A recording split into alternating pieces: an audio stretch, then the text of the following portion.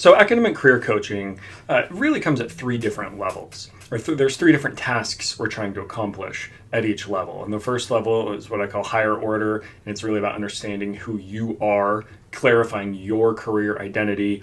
And then middle order, mapping strategic possibilities, making sure you're picking the jobs and opportunities that connect with those higher order values with intention and not just opportunism.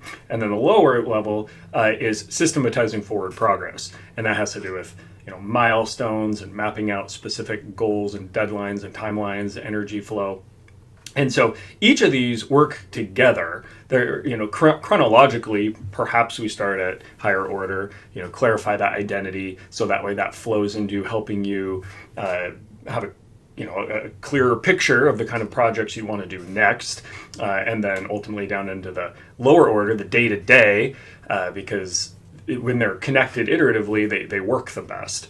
But while we may work on one of these at a time, it's also good to come back to them and make sure that as you're moving through your career, as you're evolving in your interests and your passion and your experiences, that you reconnect from time to time. So academic counseling then can be both longer term and shorter term. If you have a specific project, maybe at the lower order level, there's a grant coming up and there's a deadline, and we're going to brainstorm the kind of application materials you're sending, or for graduate school, or a manuscript that your dissertation, say.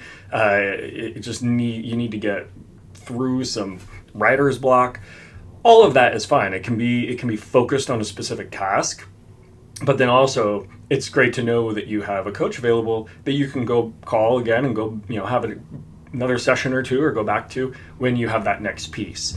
And so it can be set up as a kind of frequent, regular thing for a short period or a longer period, or it can be just specifically there to solve problems, and then knowing, that you've got that person in your Rolodex when you need a little bit of help to get over that next academic achievement and milestone.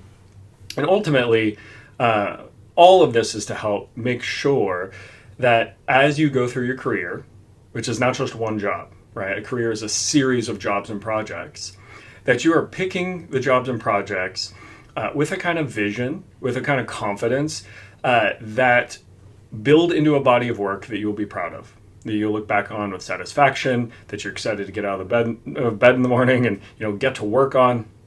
And everybody can use some help from time to time. And keep in mind, your coach is not the only person who will be that help and support. Your coach may also be encouraging you to find mentors, build a team of collaborators, find a peer that you can egg each other on. And so the coach, yes, can do accountability calls and create, arbitrary deadlines that help you focus your time and energy. But the coach can also help you set up a professional network that takes care of some of that, for you. And so there's a lot of possibilities and a lot of directions. But at the end of the day, everybody could use, a partner in crime sometimes, especially when you're working in such a complex field as academia.